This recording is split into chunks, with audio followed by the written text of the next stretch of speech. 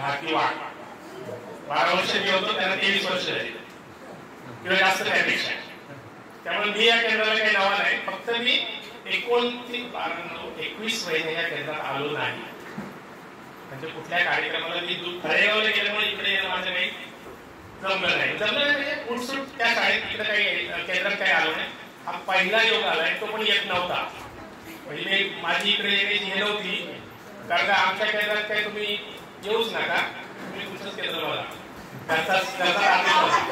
तो आदेश आता हे झालं. पण नंतर शेड्यूल निरोप आला तर मी येतो, कोणाला या. पण मी म्हणायची तयारी केली होती आपल्याला जायचंय, नाही तर नाही जाऊ दे. म्हणजे मला पहिले गेले इथून जातो रोज मी, पण मिटिंगला कुठे गेले थांबलो नाही, कारण माझी शाळा पाहिजे होती. 1.5 वर्ष पाहिजे होतो मी या केंद्रामध्ये. मी 12 वर्ष होतो. आता माझे वर्ष, माझा विषय सोडून मी रिटायर झालो. तुम्ही सगळे साक्षीदार आहे, तुम्ही माझे प्रचंड प्रेम केले, प्रचंड मला हे केले, काय सहकार्य केले. आता आजचा दिवस फक्त कारवी सर आणि इतरांचा आहे. कारवी सरांच्यावरच बोलतो. कारवी सरांची माझी मैत्री तशी जास्त नाही, 5 मिनिटाची मैत्री. इथे यायचं, शाळेची कागदपत्र द्यायची आणि माझ्या शाळेत राहायला 12 वर्ष निघून जायचं. यांची ओळख माझी 3-4 वर्ष.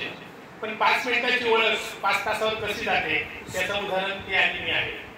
आता ते कसे आहेत ना, ज्याचा विद्यार्थी या शाळेत शिकतो ना त्याला 100% माहिती. ज्याचा विद्यार्थी इथे शिकतोय त्याला 100% माहिती कारवी सर काय आणि त्याच्या शेजारच्याला पण माहिती. मी तर 5 मिनिटात सोबती 5च मिनिट त्यांचं. आता त्याच्याबद्दल काय बोलते तर मी त्यांना 5 मिनिटं बघितलेले. जेव्हा इथून जातो तेव्हा 5 मिनिटं इथे शाळेत जायचं, मग माझ्या शाळेत जायचं. तुमचं काम असेल तर आमची केंद्र शाळा ही आहे.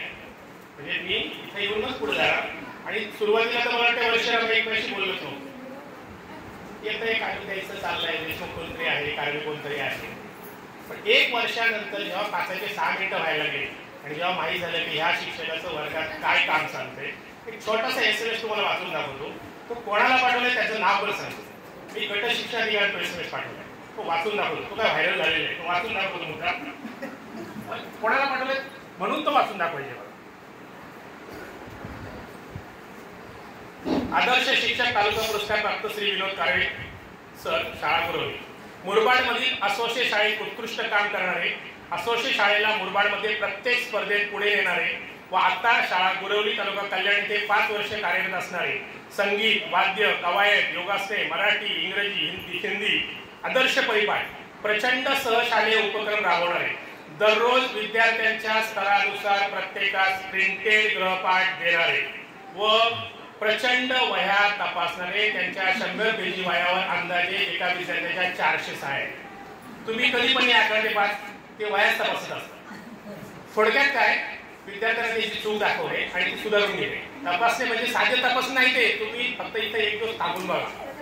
मला तो भाग्य 5-5 मिनिटं लागून आहे तर मी त्याचं तसंच लिहिले. दररोज विद्यार्थी स्तरानुसार प्रत्येकाच्या कुवतीनुसार प्रत्येक वर्गात प्रिंटेड कागद आणून देणारे व तपासणारे, ऑनलाईन ऑफलाईन अभ्यास सराव घेणारे, त्यांचा प्रोजेक्टर चालूच असतो. PPT द्वारे माहिती देणारे. कोरोना काळात शाळा बंद होत्या, गुरवली शाळा फक्त चालू होती.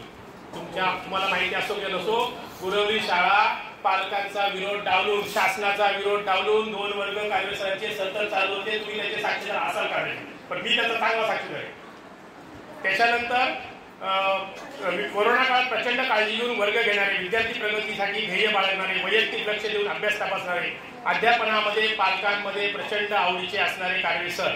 आणि गॅदरिंग असू द्या, मतदान असू द्या, मुलांना मतदानाची प्रक्रिया समजवणारे, अक्षर सुधार प्रकल्प, वाचन प्रकल्प या सर्व स्पर्धांमध्ये गुरवली शाळेला पुढे नेणारे, शासन उपक्रम राबवणारे, विविध स्पर्धा परीक्षा अध्यापन श्री विनोद कारवे सर यांना तालुका पुरस्कार मिळाला असल्याने त्यांचे मनापासून अभिनंदन.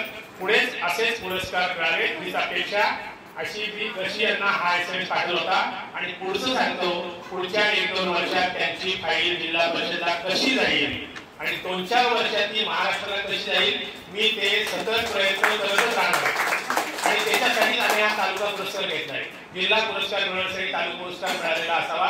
गेल्या वर्षी त्या मला बोलले नको, मला तालुका पुरस्कार, माझं नाव नको. यंदा मी बोललो तालुका पुरस्कार नाही घेतला, तुम्हाला जिल्हा पुरस्कार मिळणार आहे. पहिली स्टेट तालुका पुरस्कार असेल, नंतर जिल्हा. आणि आम्ही फाईल नाही मंजूर झाली तरी झाली, पण राज्य पुरस्कारपर्यंत जाणारा हा शिक्षक आहे. असे सगळेच आहेत.